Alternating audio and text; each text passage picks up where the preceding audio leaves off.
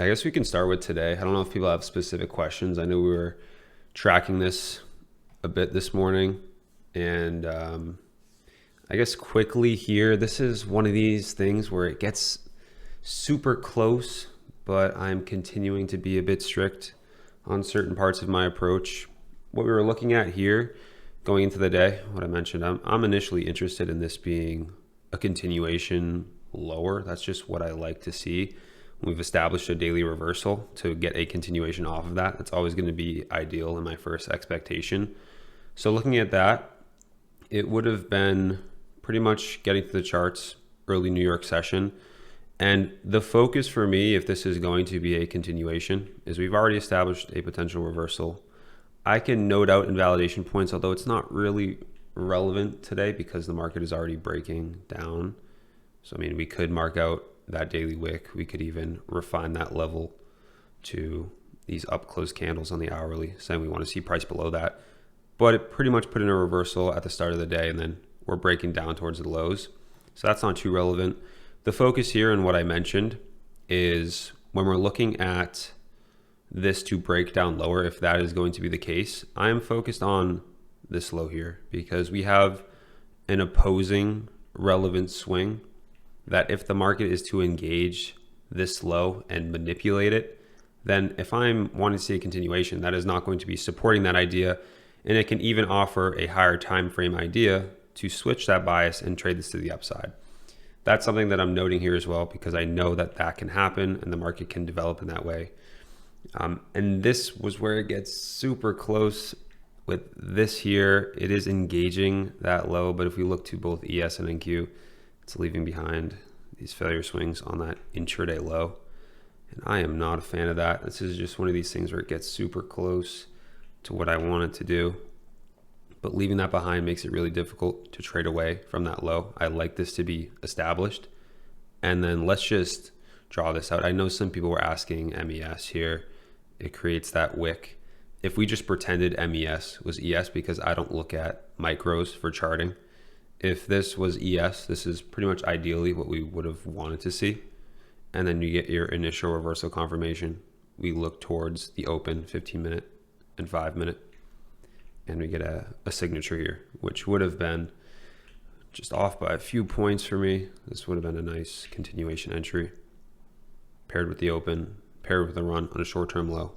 And that's how we can move around a day like this, where the initial idea isn't necessarily playing out. We understand where the bias can get flipped because the higher time frames are aligned at this low here. And that's exactly what we're getting. Reacting at that higher time frame low, that daily relevant swing. And then we can flip the bias if the market starts to align with that. So that's what could have played out, but these failure swings off the lows is restricting me in that, and it gets very close here. NQ really just had to go a couple more points. With the failure swings at the lows on minis, potential high day set with the 18 candle. After NQ and ES takes out the London highs, forms the initial reversal with the SMT. High day has already been set. Still waiting for a confirmation. Okay, so that is looking at a short-sided move. Okay. To be honest, I wasn't really thinking much of that. I mean, here, if you're gonna look at that opportunity, what are these NQ trades? Where's that ES? You have NQ and ES. So yeah, you're looking off of this London high. So right, technically, yeah, if you are trading this, that sell here is technically a continuation entry because this is the high of day right here. Looks like you entered on this. Same with that divergence with ES, lower high. Yeah, I mean, I can't say, what time is that? It's right after 9:30. I can't say I hate that idea, to be honest, because we do have that running that high. You know, I really don't hate it. I guess you're also being aware of the other side of the market.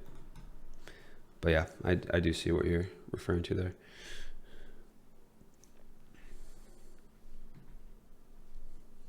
I was watching micros only discrepancy in the micros and minis, which I didn't see that.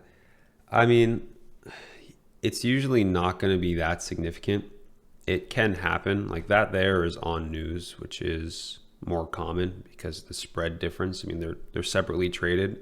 So the spreads can make that wick occur or change it slightly from the minis. And that's what's happening there. I don't really take that into account. So anytime I'm charting, I mean, ultimately, even if you're trading micros, I would still be looking at the mini chart. That's usually what I'll be doing. So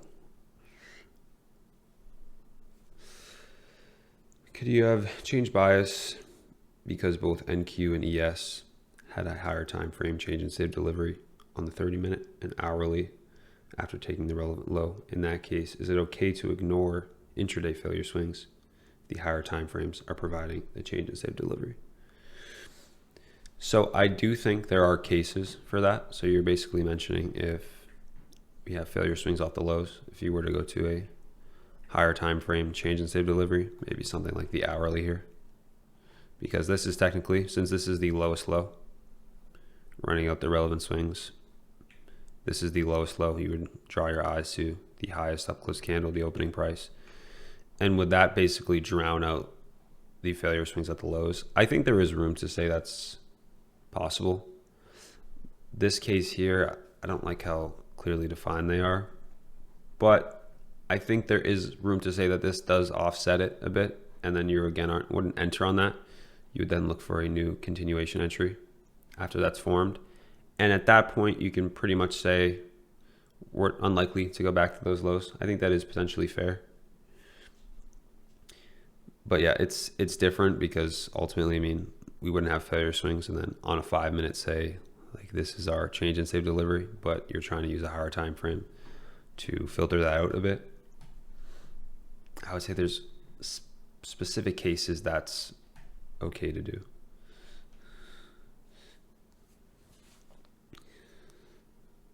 If we get a strong, oh, there is SMT with YM. Yeah, so if you are using YM, which I think everyone's slightly different. I don't use YM for divergences, but if you are, or even looking at YM independently, like here, this is better. We're drawing the same idea pretty much. Relevant low, separation from the next one. This is opposing higher time frame, swing point. That could be traded off of. Now YM technically does, if we're looking at this, I think the continuation signature, this is a bit wide of a stop, but this is something you could be looking for if you were to get that close there. I think if the stop made more sense, independently looking at YM, this is a little bit better. Or if you are using it in terms of YM is a divergence, yes, there's no failure swings at the lows here. And you can use that to compare to ES and NQ.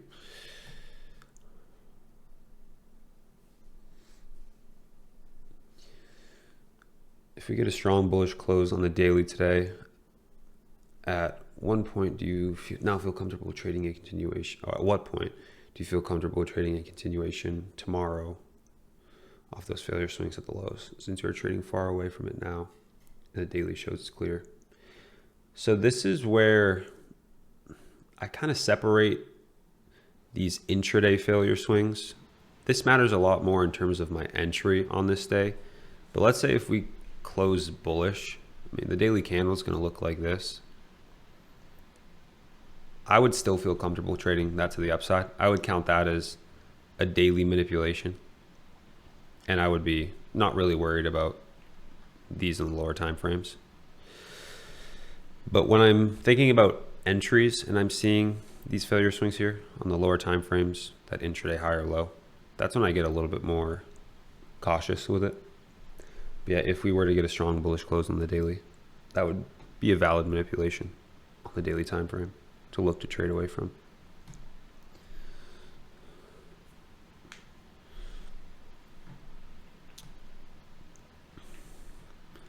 So yeah, this has been a lot of, I guess I would say more back and forth, not much follow through just because of how the market's been trading.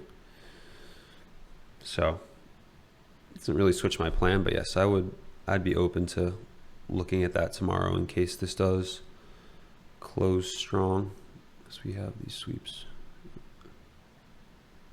basically, yeah, all pairs there. Let's see. So yeah, obviously during this Sunday, we'll go through all of this again, pretty much running through each days of the week. I can talk about last week since we didn't get too much into it, if that's helpful, or if you want to stick on this week. If I'm trying to think back a little bit, last week was, what did I take? One trade on Tuesday. Just split these up.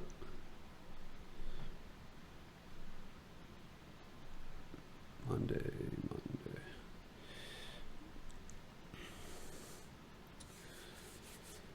EU and GU.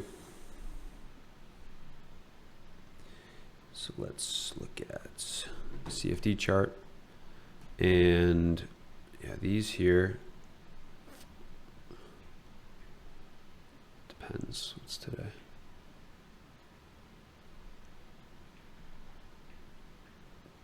So at this, I was viewing EU and GU as more in a range from this low to this high. So basically viewing these as failure swings. And then if we are going to trade a day like this, obviously if there's no opposing manipulation, then it needs to be a breakout signature through this high. So you don't really get it on the daily candle in Wednesday. You'd have to look inside of today's trading. And this is the type of thing that we do look for. So running up into that high, if it is going to be a manipulation, it should run that high out, immediately turn, and obviously remain below that point. But this is that continuation signature that we do look for, which is that attempted manipulation, forming opposing closed candles, and then closing right back through it on this hourly time frame. So that is technically a breakout signature. Now when you have that and you're getting into your charts, New York session, I think here is where there might be issues because we have 17 candle. It's going to be an hour earlier. Technically, if you're following the rules, you would not be trading in this candle. This would be your confirmation candle. So you do have the continuation signature. It would make sense to be looking for a breakout through that high. But if you're focused on more the New York session, by the time we get here, we've basically extended that entire move. And we've traded through that next relevant high, which could be used as a draw. Just as something to trade into. So New York session, I don't think there would be much to really act on from that point. But if you were looking to get up into that, you would be probably looking for entries beyond that continuation signature.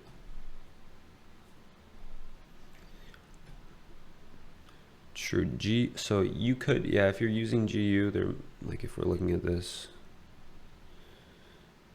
yeah, it is technically making a low, which you can use as a divergence. I like to emphasize dollar a little bit more. It's pretty close there.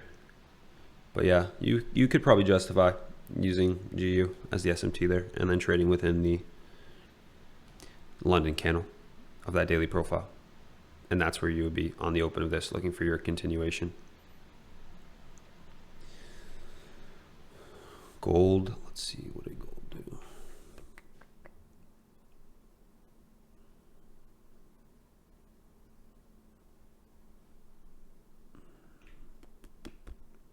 It's Monday.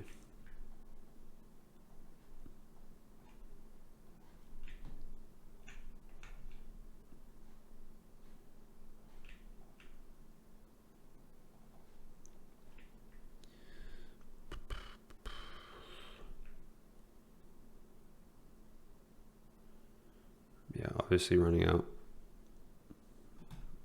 1 o'clock candle reversing.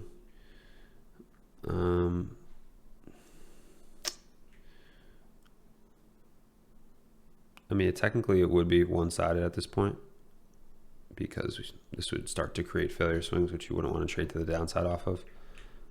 I don't know, like if we look at this on the 15-minute. Yeah, that's a really large move down. By the time you get the initial reversal confirmation, this could technically be your continuation for the day to get up into that high. I don't know if you took a trade on this. if there's a specific question you had on it. This must have been, what, 3:30? There must have been some type of news there. Had to be. Yeah, by the time you get to, I mean, it's not a bad wick on the daily candle. This is the open here. Yeah, I mean, that's not terrible. Looks like the delivery kind of dies down, but that would technically be a continuation entry up into a high, which I wouldn't hate.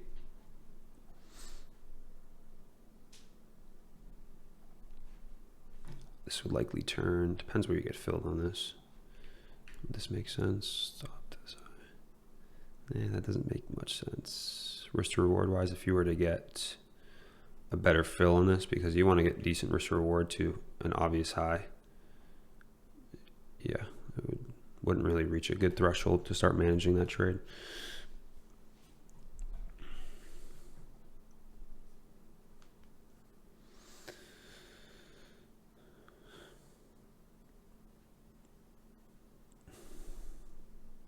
Yeah, 9:30.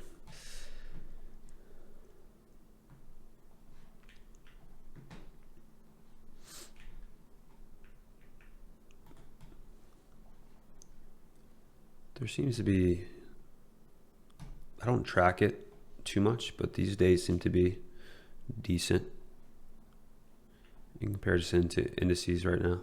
Just seem a little bit more choppy.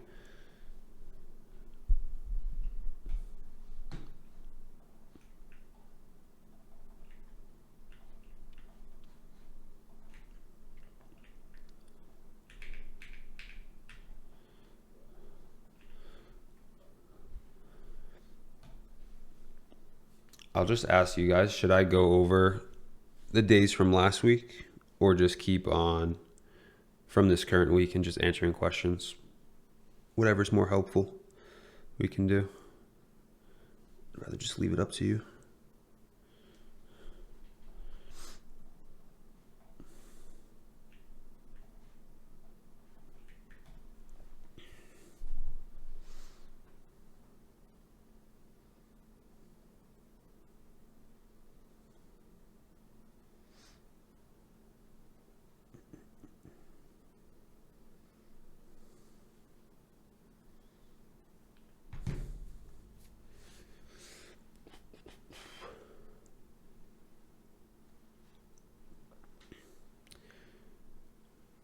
Took a trade on gold.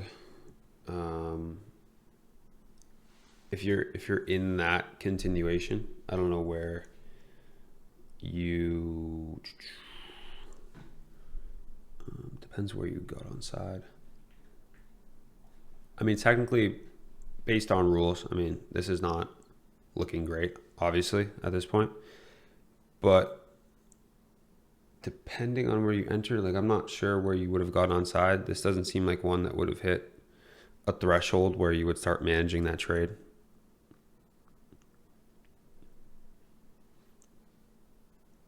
Which I'll usually set. I think a good starting point is 1.5R before you start doing too much with the trade.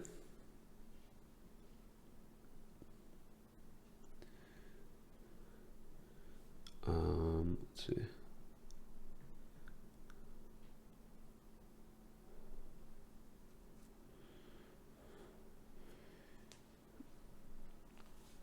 I think so. I mean, there's nothing really wrong technically with that loss. I would say the only thing is if you're trying to weigh in the quality of the setup at that point, you don't have to take the first signature. If you're somewhat battling between, is this going to be a continuation to the upside? Are we actually going to reverse off this London high? Even though it is technically a continuation in that daily candle, you don't have to take that. You can still wait for another move off of it to make sure it's going to break down. That's probably the only extra step that you could really bring to that. So it's more something if you want to ask yourself, right? Like, you don't have to take the first one. If you really needed that added confirmation, you just wait for another one.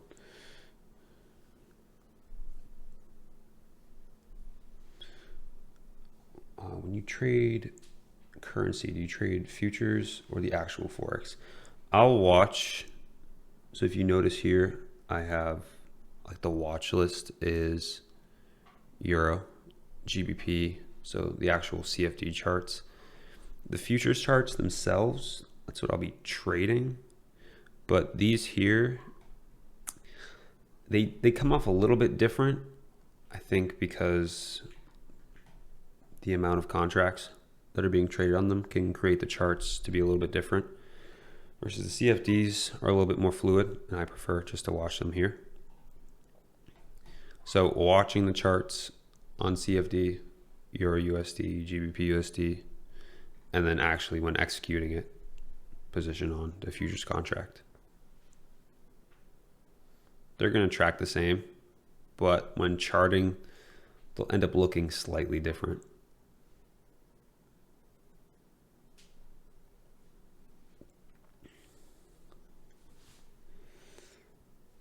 Do you think it's equally important, if not more important, to understand also when a day should be avoided? I would say, I mean, of course, yes, because ultimately there's likely more days you'll have to avoid than ones you'll have to trade. But it can be on the flip side of when you know what days to trade, you also know what days not to trade. I mean, you have to understand one to get the other. So yeah, I would say it's definitely equally important to know that.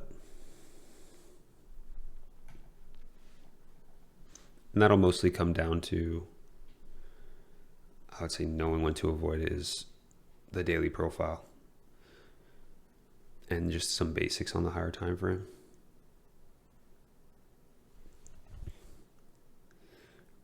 Regarding the journal template on Notion, how do you differentiate between these headlines under setup, time frame wise?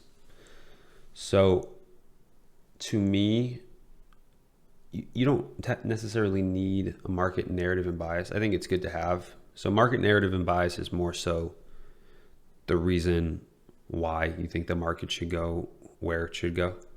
And then higher time frame framework is mostly the daily. So if we were to mark out like a setup here, that would be, this is technically your higher time frame framework running below relevant swing. Could even mark out an opposing candle. That would be framework. Framework is more in the charts, what you actually see in the candles, things that are visual. And then intraday confirmation is most often your daily profile. So this here, technically not perfect because it doesn't have that New York reversal, but let's say this was your intraday confirmation, and you can even drop down to your reversal confirmation. And then when we get into entry signature, that's going to be 30 minute, 15 minute, 5 minute, your continuation entries that you find. So you would note out something like this here and any confluences that may come with it. So the time frames can be slightly different. So higher time frame is usually going to be daily, 4 hour, sometimes. Intraday confirmation is your daily profile. So 7 hour, sometimes hourly. Entry signature would be, it can be 30 minute, 15 minute, 5 minute.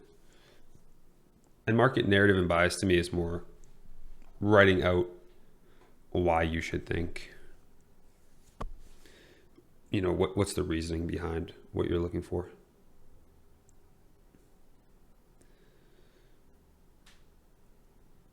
Can you trade, for example, GBP futures top step? Yes, I believe so, yeah. GBP futures, I don't really execute on GBP futures much, but it's going to be the same as, it's all under the CME group. So most firms are just going to allow any of those types of contracts.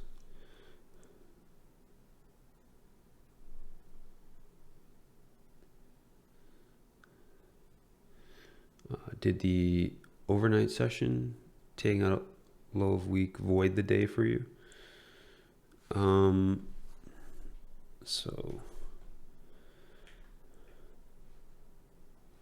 if we go back Monday, so I wouldn't say it voided the downside, I would call it. So this is what we talked about this morning. that if this is going to be a continuation, the only thing you're going to have to caution is this low here, because it's a relevant swing. If we're going to manipulate this, well, then the downside bias is not interesting. But it doesn't have to fully void the day. It can just mean that if we do get a manipulation of this low, well, then I have room to flip my bias and then find opportunity in the other direction. So it depends. It did end up voiding it for me only because when I go down to the lower time frames, it was leaving behind these failure swings, which I don't like when I'm going to take an entry. So if it looked something more like this, or basically you can just look at the micro chart, but something like that with the daily swing ran out, that would have been enough to void the downside bias, but then give opportunity in the other direction to look for.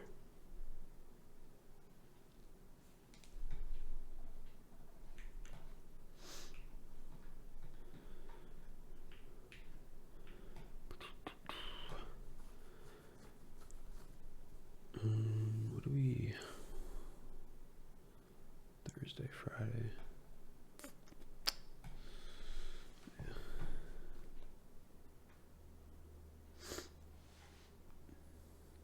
Basically, anytime you have something that's invalidated, a bias in one direction, pretty much just ask yourself, if I go back to step 1 of the model, can I completely go through the steps and find a new opportunity in the other direction?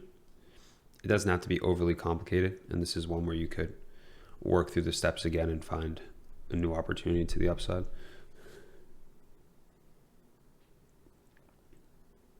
What if you leave failure swings but price validates a change in state of delivery? This is where it gets a little bit, so daily failure swings, that's a complete non-negotiable for me. So something like, let's say this here, daily failure swings, I'm not going to trade away from that, even if there was a change in state of delivery somewhere in here, nothing's going to outweigh that. Now, when we do have this intraday, we talked about this slightly, we look down, these are technically failure swings here. And there is room sometimes on these lower time frames to say that the change in state of delivery, if we use a somewhat of a higher time frame. So not getting too aggressive on this, but looking for, yes, we have failure swings, but let's see if we can get this close. I think there are times where it's fair to do that. And at that point, you can then look to get a new continuation and then trade away from that. But I would just be more cautious of that. Let's say on a daily time frame, I would not be using a change in state of delivery to start trading away from failure swings. Intraday, there is potential room for that to be done.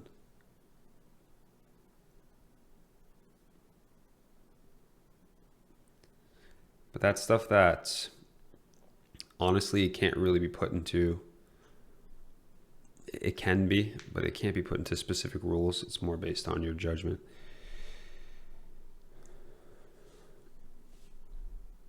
When trading gold and oil, is dropping lower than a 50-minute chart never an option for you? If yes, why? Recently, gold has been clean on the 5-minute and below. I might not be the best person to ask just because I don't trade them that often. I only say that because versus something like indices, where that 9:30 open, the news is so direct, it's just going to hit the market. And like even a 50-minute here, imagine you're trying to enter at that open. It's just too high of a time frame, even the 50-minute. You have to drop to a 5 to get any sort of signature or detail in price just because it moves so quickly. That can be the case in gold, oil, even Forex pairs, but they just don't have as direct of drivers. So that there usually can get away with sticking with a 15-minute because the market is just not going to move as aggressively or just move as quick. But I would say there's nothing necessarily wrong with dropping to a 5-minute as long as it's still valid, because there will be moments on GC or oil that it is moving fast and you may need a 5-minute time frame. I just haven't traded enough to see too much of those cases. I think on on euro, I've never dropped to a 5 minute or never needed to take an entry. But I also take way fewer trades on it. So there's always something to that. When it comes to getting an entry, you also weigh more if there are failure swings to the intraday high or low rather than random failure swings in the continuation. Yeah, so I probably do this more subconsciously, but the high or low of day is important to me. And then also on my entry, I don't want my stop loss on a clear and obvious failure swing. That's just not favorable. So those two are ones that I'll emphasize it a bit more. Other than that, if it was just a low, because the market has to make highs and lows to go higher sometimes in that continuation, it may just do that. You know, I'm not going to be pointing out every single one, but if they're very defined, very obvious, and it's, let's say, my entry, I don't want my stop loss to be on a failure swing that's very clear. Same goes with the intraday high and low. I'm a little bit more strict on that. But these little ones that are in the continuation, you know, it's like you can't get so specific.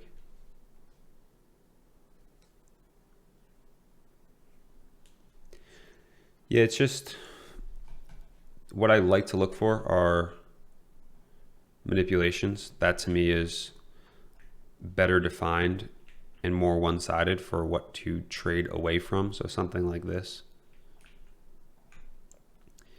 And the idea is that manipulations at the right points in the market are what give me confidence to start trading in one direction. So this here is an example. The low itself is relevant. So we are running out a low that is basically the extreme at this point. So the market has run out an area with nothing else in the area to basically take out. So I am very confident if I see a manipulation at this point, that's going to matter in the market. Versus a failure swing is going to be something like any of these really, if we were to draw these out. So that was the relevant low in this case. Versus if we had something like this, so we'll actually mark that back out. These are technically failure swings. We're just down to that relevant low. This plays into more of what I consider just a guessing game of, do we run this out? Is this the manipulation that should occur? Should we now turn higher? Is this the low that should be put in? Should we now turn higher? That's where I don't focus on these swing points. So if we make failure swings to them, I'm not actually sure if this is where the market should turn. But if we make that relevant low and we manipulate that point, well, then I know once that happens, this is where we should really start turning. Everything else to me it becomes more of a guess, and I'm not trying to do that.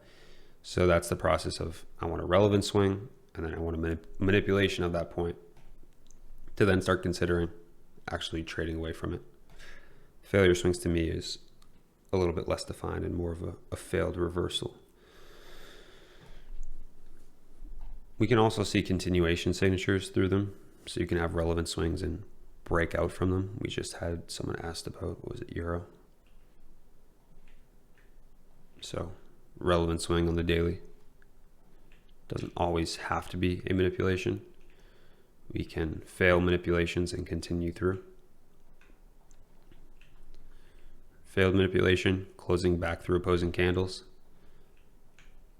So no manipulation means continuation. That can also occur as well. It's basically the two ways you'd be looking for price to trade at these daily highs and lows that we note out.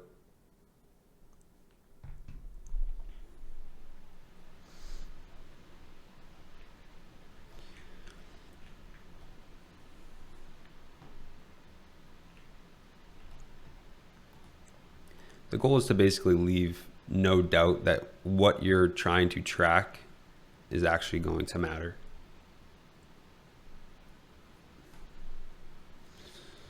That's really the basis of it.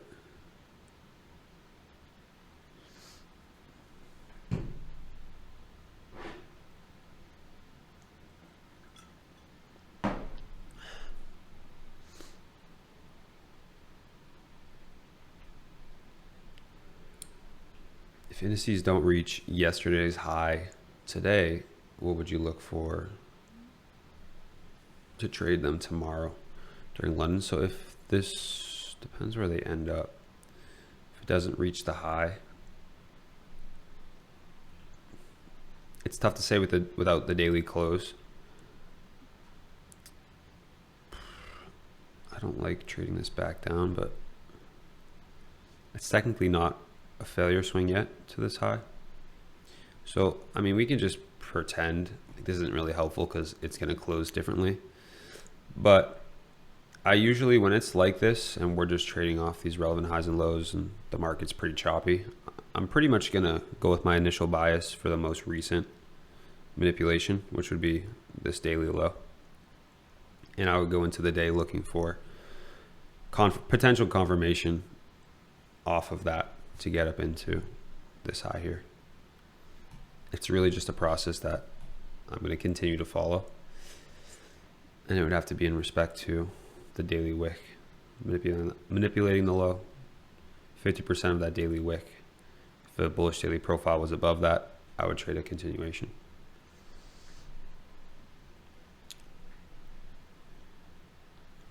And that's if it closes strong. We still have, 5 hours of trading left. Plenty can happen.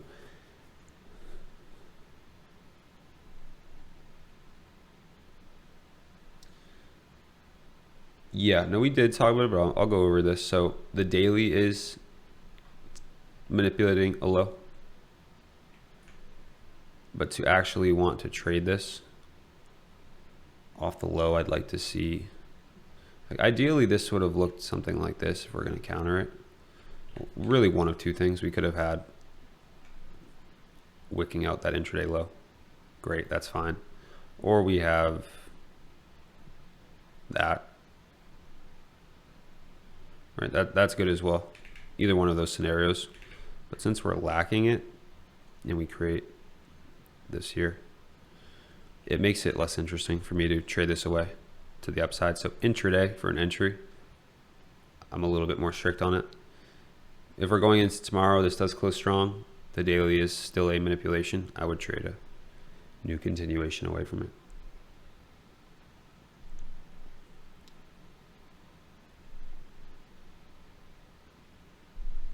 When looking at the hourly, seeing what the weekly candle has done, it's really range with no, yeah. I mean, this is, a show of why I haven't really had any opportunity yet. This is the weekly open. Lots of back and forth. Failing reversals, failing continuations. So this was probably the closest we had.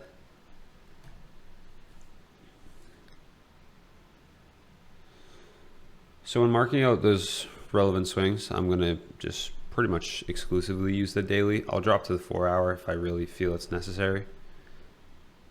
But the daily here has what I'm looking for. It's a swing point here on the daily. And anything hourly, I won't focus on too much beyond this. So once I have that drawn out, that's what I care about. I know if you go down to the hourly, we have something like this. But I don't really count these as much. So the daily, I'm going to weigh this the most, and then that next low. Lots of separation to this low. So this becomes the relevant swing that I'd be focused on.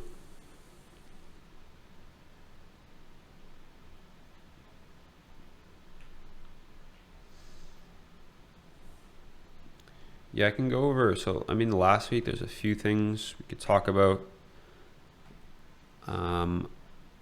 We do have a trade. So I'm trying to just jog my memory a bit. We did talk about going into the week, looking for, this is again, that most recent manipulation or signature to trade off of, seeing if Monday would confirm that, whether it's going to consolidate above this here and then manipulate on the following days, or if Monday itself reverses and then starts to trade off of it, and then Tuesday becomes a continuation. And that's what we had here. Monday did put in a low, expanded off of it. We do not need to return to Monday's low. We have an opposing draw. The daily agrees with that. And then Tuesday, looking for a continuation to the upside. This here, if I go, just so we can keep track of this. 18 candle, opposing run. 1 o'clock candle, reversal. Look for 8 o'clock continuation. If we break this down.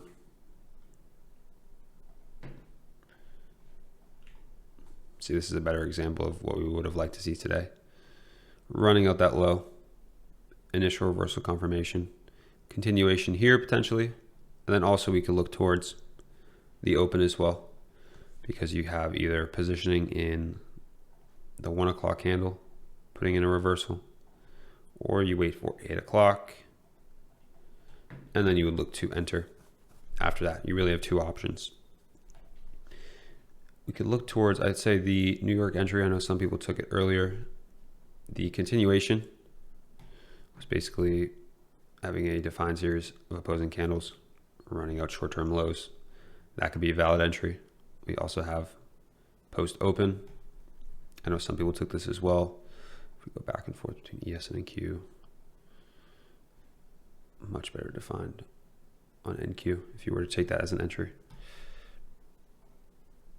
This was a pretty decent expansion day, so I know some people even took ES on this higher continuation. So this here being a divergence after the open. If you look at these lows, comparing them back and forth,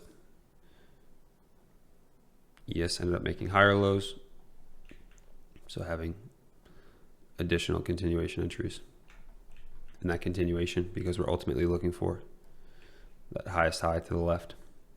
So this was an ideal day to me, being able to position prior to the open, holding through that as it's already breaking away from my entry, so I don't have to worry about getting stopped out on any volatility.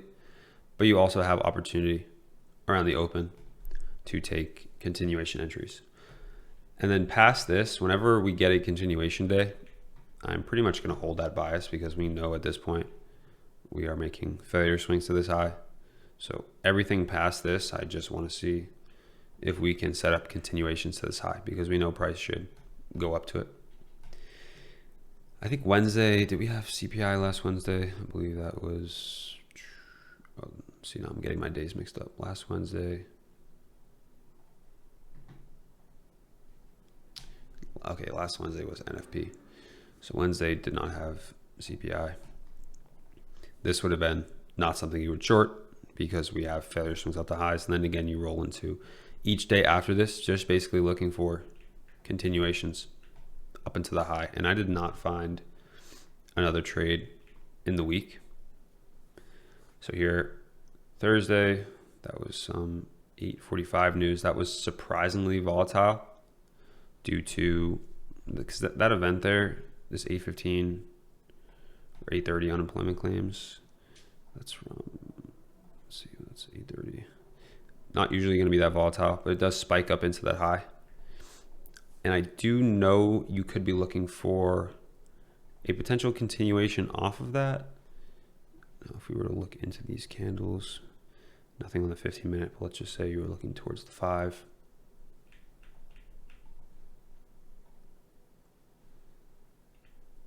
This technically could be a valid entry if you're going to counter that off the high. Wouldn't mind that too much. ES and Q after it manipulates that relevant high. That could be something too. Frame back to the downside. Here is the open coming down. And then after that, it's just NFP. And to me, I didn't see any opportunity on NFP with the way that it hit the market. So if we go back, daily.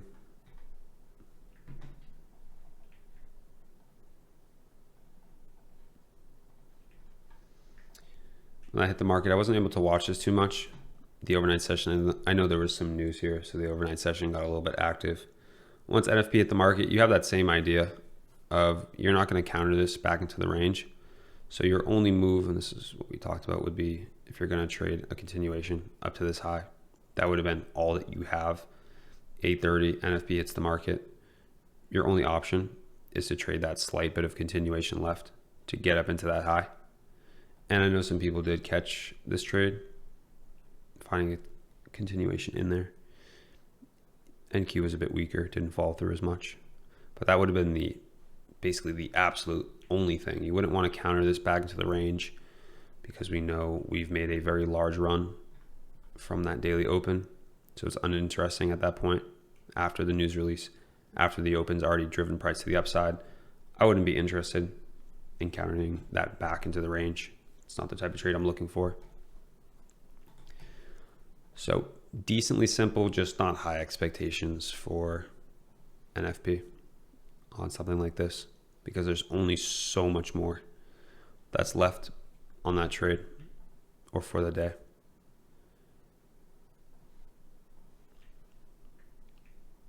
I don't know if I would find an entry in this if I was watching it. I more so, well, that's probably the best one that I see. I more doubt that I would take that trade.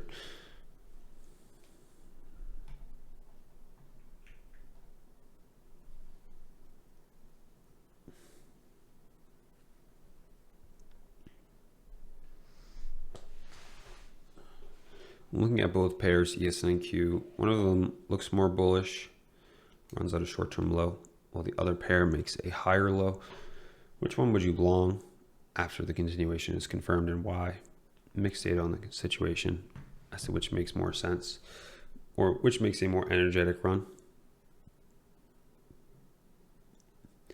One of them looks more bullish, runs at a short-term low.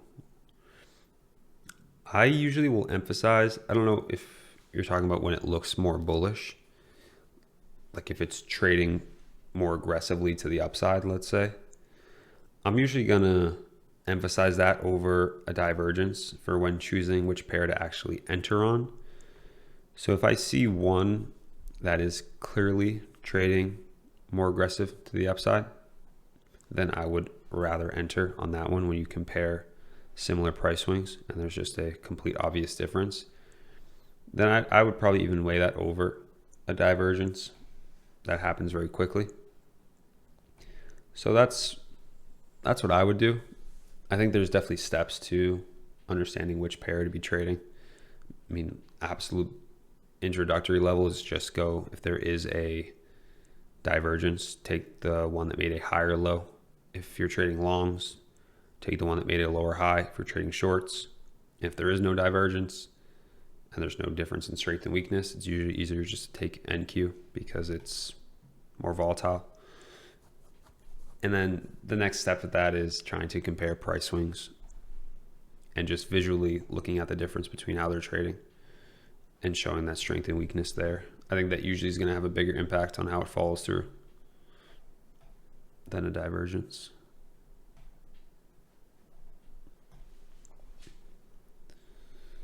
If I see a signature before New York open, can I set a limit order and fill when New York opens? See a signature before. I guess it would depend on the context of that. Usually I won't set limit orders anywhere, especially like after an open. I don't know if there would be much of a case where you would have to do that. So it would be more so if you see a signature before the New York open, it's either you're going to take that or you're going to wait until after. And I think it just makes sense to market order on most trades. At least that's what I do. So it's probably unlikely you would need to do that. So 5-minute divergence isn't as significant if a pair is showing to be more aggressive already. To me, no. I mean, I think it's more uncommon for that to happen because usually the stronger pair is going to make the higher low, or the weaker pair is going to make the lower high anyways. But in those one-off cases, I would still, if there is that clear difference, I would still focus there for which pair to actually enter on, because that's just, it's usually going to follow through that way.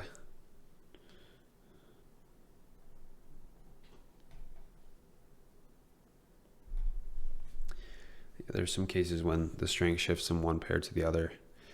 Yeah, I think most often that can happen after the open. That's usually the most common time for strength or weakness to flip. So if it looks clear before and then the open comes through and then it completely switches, like, yeah, that can definitely happen.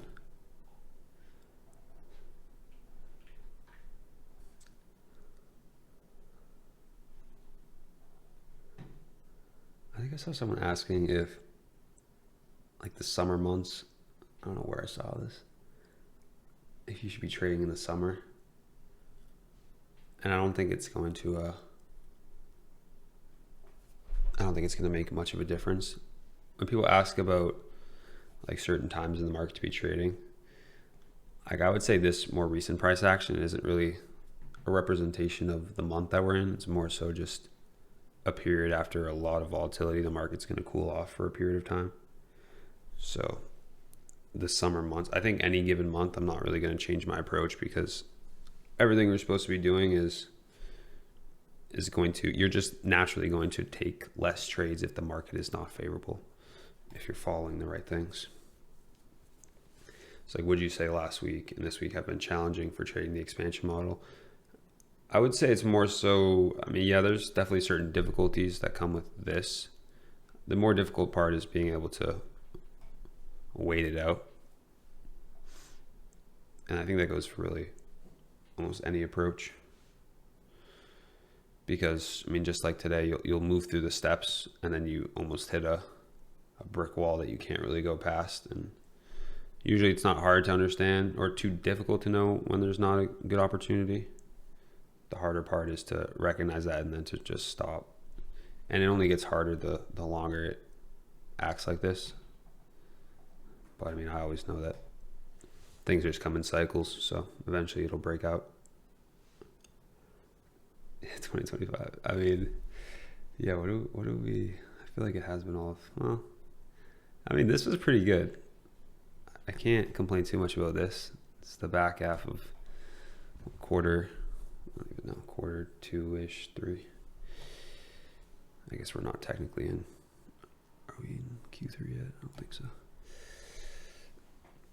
What's up, Trista?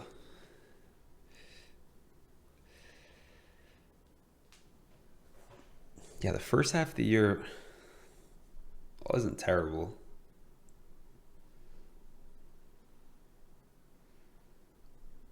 All-time high PA. Yeah. I mean, there's been some patches of really, I mean, the last one that I can think of is, this was high volatility chop. This is low volatility chop. This was pretty uneventful for me. And that's more what I mean. Like, this can extend out for a certain period of time. And then you get something like this. I think when you think more long-term, there's just periods that there's a lot that you can do with it. And then other times you just have to sustain it through.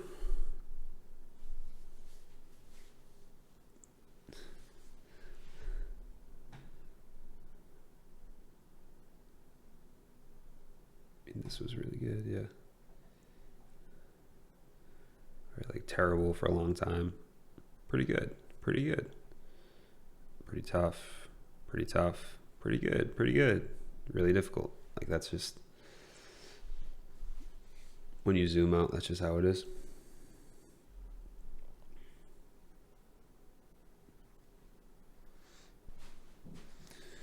Daily chart is basically the first time frame that I'm always going to go to. So I will drop to a lower time frame, but only after the daily has something that I can work off of. So anytime you notice if I'm going to a new chart or starting something, it's always going to go right to the daily. And then if there is something there, then I work down from that point to a confirmation and then to a lower time frame entry. But I also won't go above the daily. So I don't care about the weekly or the monthly. The daily is also a maximum in that way.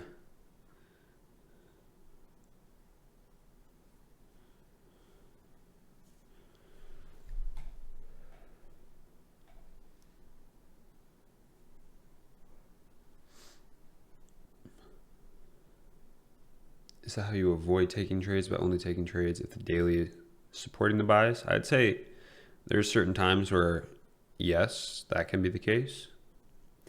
But there also be times where the daily remains technically valid for, something to follow through. But when you break down, because this is why we layer a model like this, because there has to be, sure, we can have the daily aligning, but we also need a confirmation.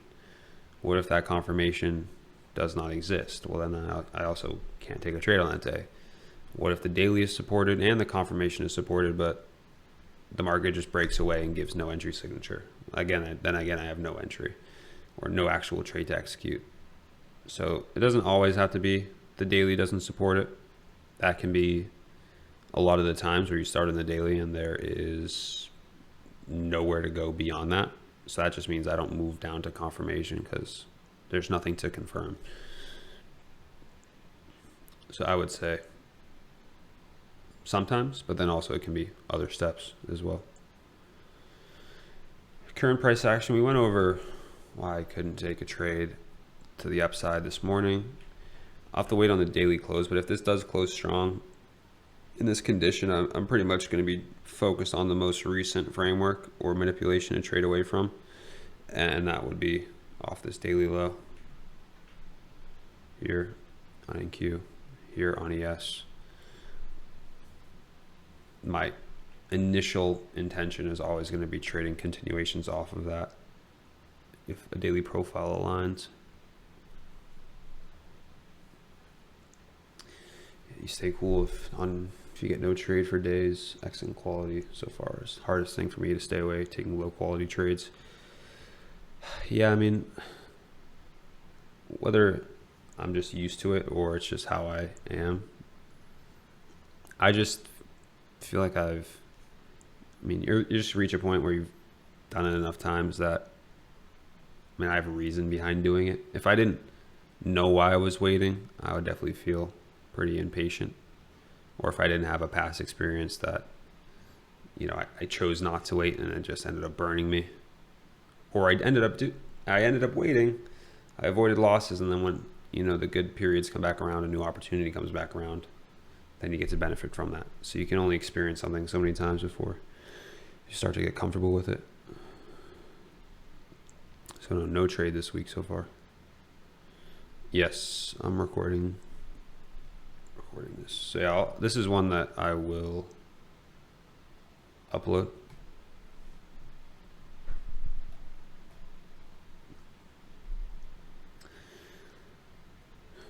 You were looking for the downside initially, though the open was not ideal. What made you not take the first 5-minute continuation on ES? Had a divergence. What were you looking to happen to consider shorts again after the open? So to me, what I would have wanted to see is, if we're going to continue, what I'd actually want to see happen is, we're already at this low. We're already in the continuation. We don't need to return back to any high at this point. If we're going to continue through this low, we can focus on this here. But then also, if I go down 30-minute, I go down 15-minute, this is where I want to see price not manipulate, especially this low here, because we're trying to pretty much validate that a manipulation is not going to occur. This is that manipulation.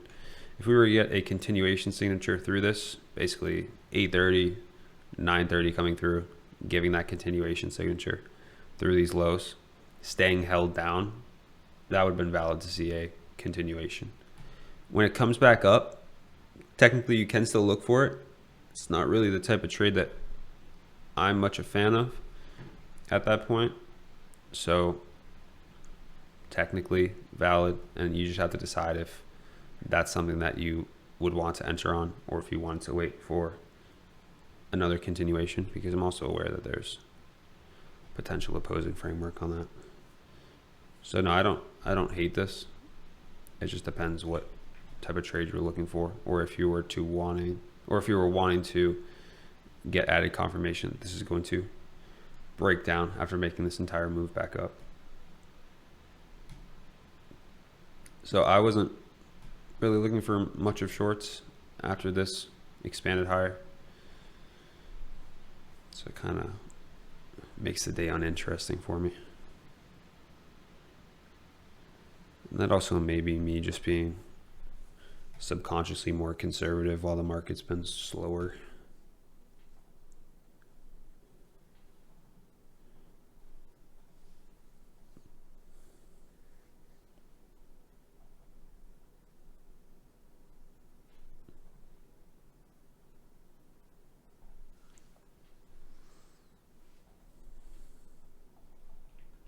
I would have liked if, well,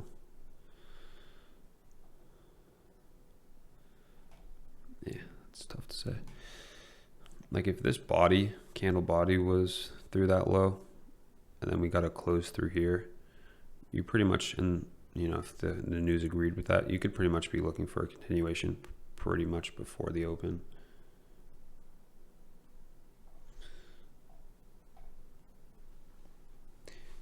Yeah, I mean, by the time the open comes through, I try to think back of where my setup can exist. If we're trading up here, I'm not interested in the upside because we have failure swings at the lows. And at the same time, if I was looking for that as a continuation, that should have remained held down, given that signature at this low, and then I would look for the downside. That idea is also not playing out. So I'm thinking to both sides of the market. At that point, there's nothing really left for me. So almost once that news trades to the upside, I don't have much that I can do. The market is telling me both sides are uninteresting.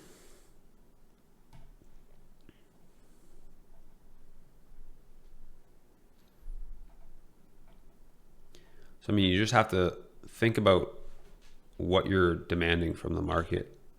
And if at the point it's trading at, is it even possible for it to align with what you want from it? And when I think of those two scenarios, by the time the market's up here, it's invalidated both of them. So I don't have to predict it from that point. I just have to know it's not really aligning with what I'm looking for. So whatever happens after is not really any of my business.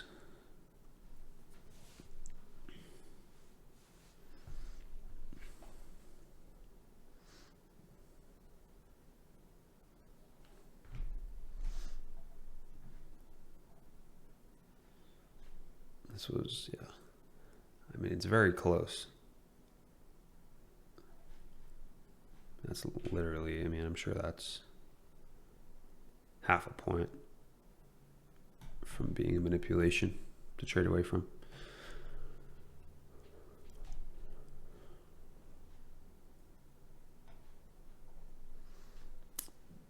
.75, yeah. I mean, it's tough to get much closer than that. But nothing you can do about it.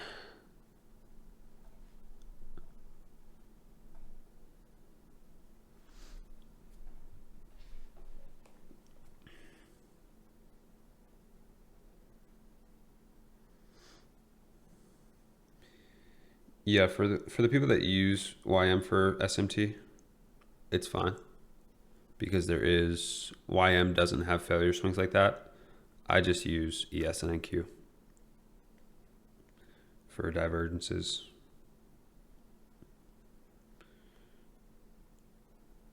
There'll only be like very specific scenarios that I'll start considering YM.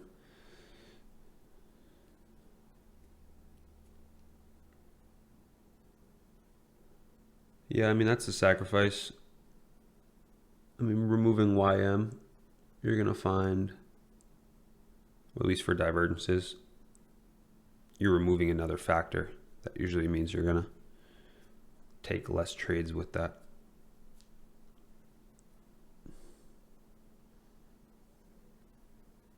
It's always kind of a balancing act of, does adding this and giving me more trades actually result in more money, or does removing this and taking less trades based on the outcomes that I get from it. Is that making me more or less money?